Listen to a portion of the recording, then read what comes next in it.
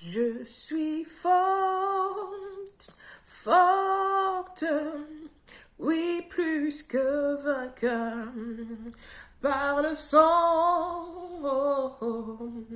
de Jésus, mon sauveur.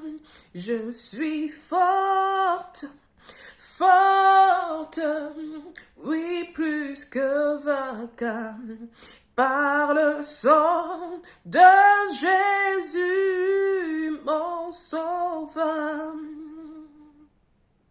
Bien-aimés dans le Seigneur, bonjour. Je rends grâce à l'Éternel Dieu Tout-Puissant pour cette opportunité qu'il me donne encore en ce moment de venir partager avec vous une exhortation à la repentance. Ne te vante point, ne te vante point. Se vanter est un péché. Que dit la parole de Dieu? Dans le livre de Proverbes, chapitre 27, verset 1, il est écrit: ne te vante pas du lendemain, car tu ne sais pas ce qu'un jour peut enfanter. Qu'un autre te loue et non ta bouche, un étranger et non tes lèvres. Amen. Bien-aimé, se vanter est un péché. C'est quelque chose de terrible parce qu'aujourd'hui, beaucoup de gens se vantent sur les réseaux sociaux, dans la vie au quotidien. Ils se vantent des succès, des accomplissements de ce qu'ils ont accompli dans la vie. Vous avez des gens, quand ils se marient, se vantent, ils montent la main comme ça, se vantent du fait qu'ils sont parvenus à certain statut dans la vie.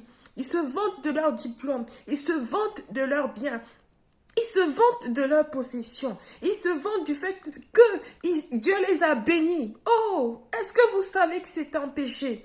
Pénina s'est vantée comme ça parce qu'elle avait des enfants et Anne n'en avait pas. Et cela a entraîné des mortifications en le faisant. Elle créait des mortifications dans la vie de Anne. Nous voyons des femmes qui ont des enfants, ils se vantent sur Internet. Ils ne réalisent même pas qu'il y a d'autres qui n'en ont pas un. Il y a d'autres qui n'ont pas tout ce qu'ils ont là. Et cela crée de la convoitise. À cause de ce qu'ils font, des gens sont en train de convoiter et des gens sont en train de pécher. Bien-aimés, la parole de Dieu dit de ne pas se vanter. C'est quelque chose qui est important aux yeux de Dieu.